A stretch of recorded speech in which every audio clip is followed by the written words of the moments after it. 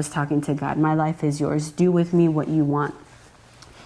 As soon as the moment of the thoughts and the words left my mouth that I said, I surrender to this process, all of a sudden I'm laying there on my bed, on the little mattress, and I see this ball of fire, this ball, like this tornado, this red ball of fire forming in my womb, like in my uterus. And then all of a sudden, I hear a voice, which was Adriana, and she says, "Mommy, we are now free.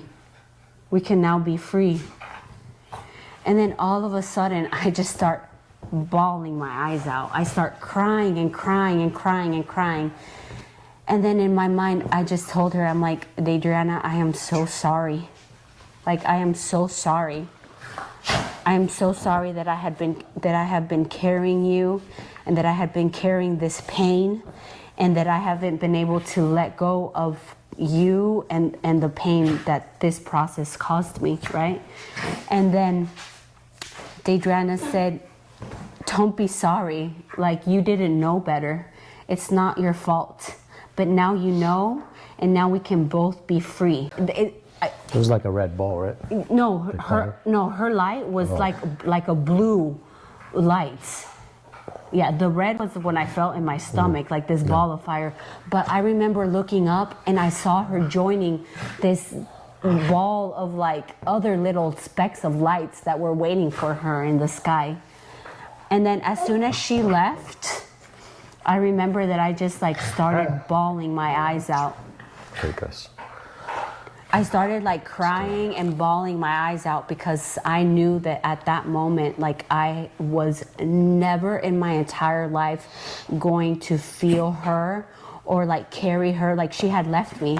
So like I was mourning her loss all over again. You know what I mean? Because I could no longer feel her because she had left me. No. So like I was all over again crying, and just like it was like a cry of like joy and sadness at the same time, because she was gone. She had joined God in heaven. She had left me. And so that process was like super sad, but also like super liberating. Like, I felt like this weight had just left my body, and closure. I was like closure, 100%. That you never had. No, I never had. And so all of this time, I can only imagine like keeping her memory alive for, you know, not knowing how to release her, you know, like the energy of her and of her death, and not seeing it so much as a tragedy, right?